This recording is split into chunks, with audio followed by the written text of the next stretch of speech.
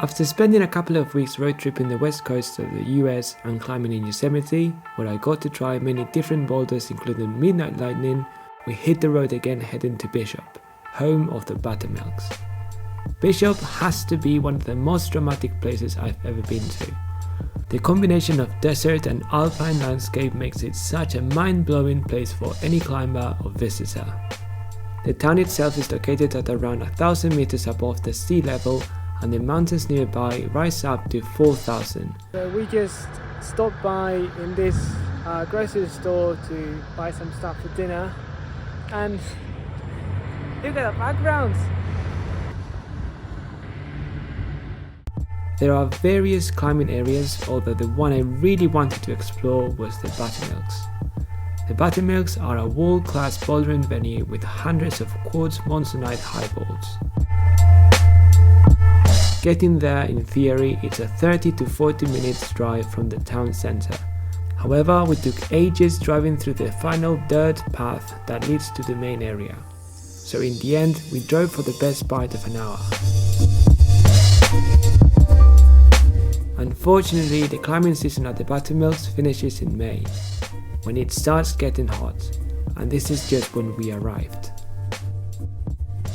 On the first day I had, hands down, one of the most humbling experiences in my climbing career.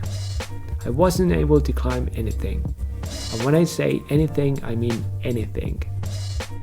I started out by trying this V2 on the green wall boulder, and I found it inexplicably technical. I barely managed to pull on, and I felt miles away from climbing the boulder.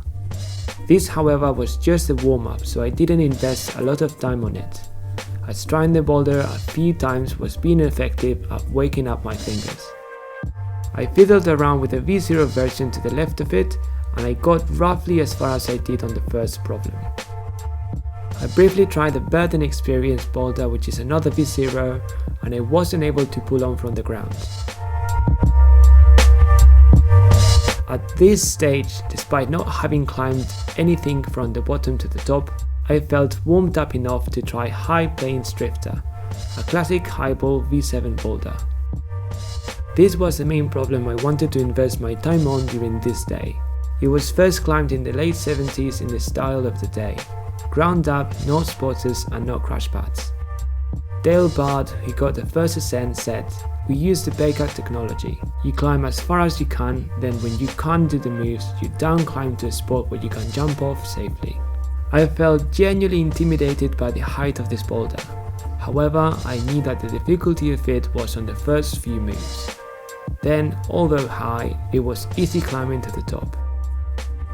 After inspecting the first few moves and having a few attempts, I felt like the hot temperatures weren't helping me at all to stick the move on the lip, as I kept on dropping the same crimp over and over again, which made me think that perhaps it is quite friction dependent.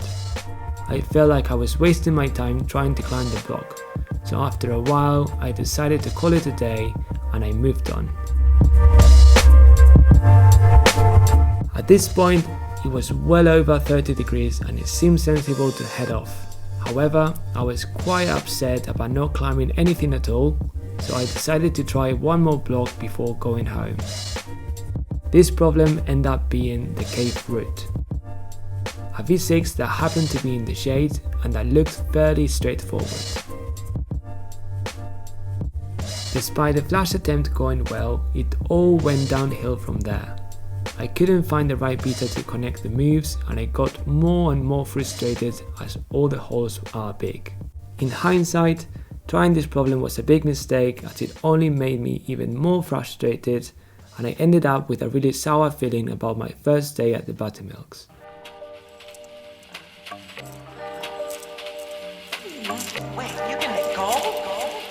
Over the next few days in Bishop, we explored the town and did a few hikes, including the Little Lakes Valley Trail, which is a walk I really recommend.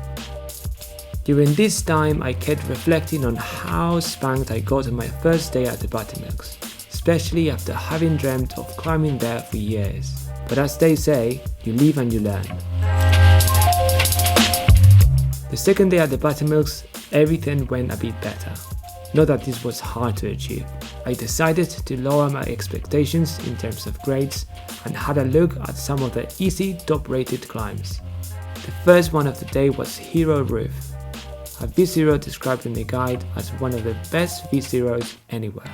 It actually has good and big holds and the climb flows from the bottom to the top. This became my first ascent in Bishop and my Buttermilks redemption. Next up was the nearby Ironman Traverse. This one had been on my list for years. It is a V4 that traverses through a crimpy ledge on the middle of a boulder. I had seen pictures and videos of it years ago and it definitely caught my eye. Being able to flash it brought back my confidence and made my day.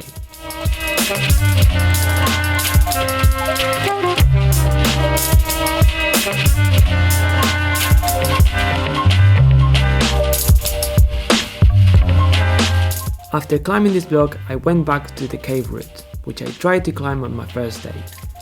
Before venturing to send it from the start, I took a few minutes polishing my sequence. After this, I had a couple of goes from the start and then managed to send the block on my third go of the day.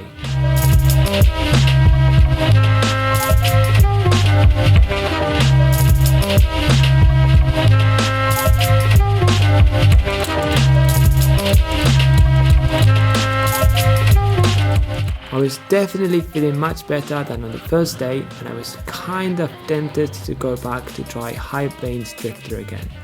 However, I thought that it was probably not worth it as it was well over 30 again, so instead I climbed this V5 on the left of the cave route called Gleaming Cube Stand, which features these massive wekos and a very unusual 3D climbing. It took me a few tries to get off the floor and do the move outright, but once I managed this, I did the rest of the climb. I definitely recommend this block if you are climbing around V5.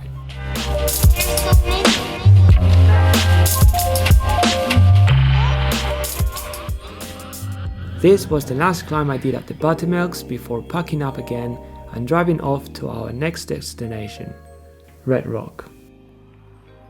Stay tuned over the next few weeks as I have a couple more videos of my time climbing in the US. Please like and subscribe if you would like to support my work.